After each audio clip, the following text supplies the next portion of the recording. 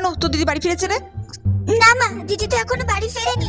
দিদি তো বন্ধুদের সঙ্গে সিনেমা দেখতে গিয়েছে একা একা, আমাকেও নিয়ে গেল না। কত করে দিদিকে বললাম আমাকে সিনেমা দেখতে নিয়ে চল, একা একা চলে গেল। কি, শ্যামলী এখনো বাড়ি ফেরেনি? দাঁড়া, ওকে একটা ফোন করি, দেখি কত দূর।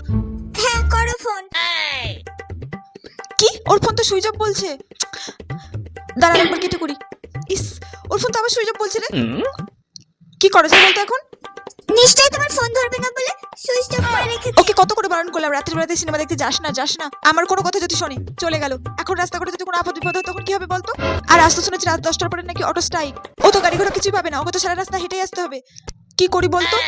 চল আমরা দুজনে মিলে আজকে ওর এমন একটা ব্যবস্থা করবো না ও যে ও রাতে সিনেমা দেখতে বেরোতে ভয় পাবে। ঠিক আছে মা, চলো আজকে দিদির একটা ব্যবস্থা করব। ঠিক আছে, চল আয় আমার সাথে। চলো। ওটা কে দাঁড়িয়ে?